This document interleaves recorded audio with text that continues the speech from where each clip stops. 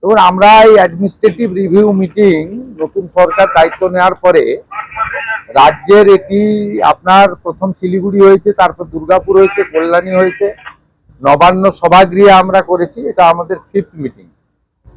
এরপরে আরেকটি আছে 12 তারিখে মালদাতে, মালদা, মুর্শিদাবাদ, উত্তর এবং দক্ষিণ দিনাজপুর। আমরা এই যে নতুন সরকারের ভিশন, চিন্তা ভাবনা এবং প্রায় ধরে নিতে পারেন 70, 75, 80 ভাগই নতুন এমএলএ জিতেছে। প্র্যাকটিক্যালি নিচের তলায় কাজ বিডিওরা করেন, ওসিআইসিরা করেন, বিভিন্ন লাইং ডিপার্টমেন্ট করেন, ডিস্ট্রিক্ট ম্যাজিস্ট্রেটরা নেতৃত্ব দেন, এসপিরা ল অ্যান্ড অর্ডার দেখেন, এডিএম জেলা পরিষদ তিনি ডেভেলপমেন্টটাকে দেখেন, বিভিন্ন পুরসভায় যারা চিফ এক্সিকিউটিভ অফিসার আছেন, বিভিন্ন ডেভেলপমেন্ট অথরিটিতে যারা সিও কমিশনার আছেন তারা দেখেন। আমরা এটাকে কোঅর্ডিনেশন করার জন্যই করছি। আর ন্যাচারালি আজকে এখানে 35 জন এমএলএ কে আমরা ডেকেছিলাম। এই এমএলএরা 35 জনই উপস্থিত ছিলেন, ইনক্লুডিং মিনিস্টার্স। 35 জনই এসেছিলেন। তাদের মধ্যে 33 জন আমি যে পার্টি থেকে চিফ মিনিস্টার সেই পার্টি ছিল, অপোজিশনেরও 2 জন তারা ছিল। কারণ আমরা প্রথম থেকেই এমএলএ মিনস এমএলএ, এমপিদেরও ডেকেছি। এখানে 4-5 জন এমএলএ এর মধ্যে আনডিভাইডেড মিদনাপুরে 4 জন এমপি ছিলেন।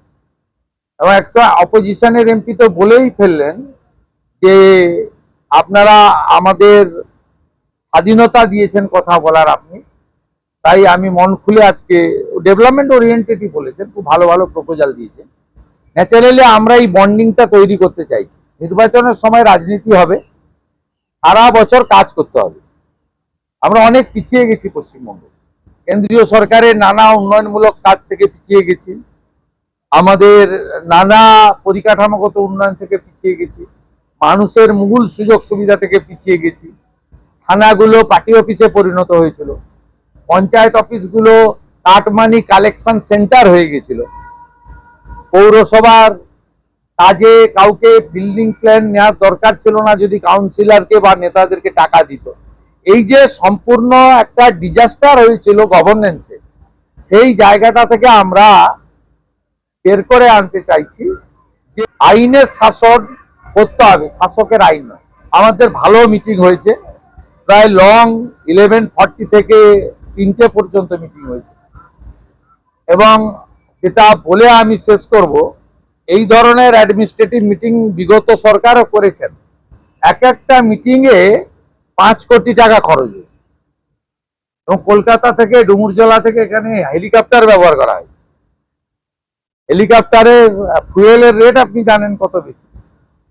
আমাদের এই মিটিংটা যদি ডিএমকে দিয়ে আমি ক্যালকুলেশন করে জানতে চাই, একটু মিনিমাম আপ্যায়ন, একটু মিনিমাম ব্যবস্থাপনা, মিনিমাম, তাহলে দেখবেন এটা মানে 5 লাখই হয়তো ক্রস করবে না।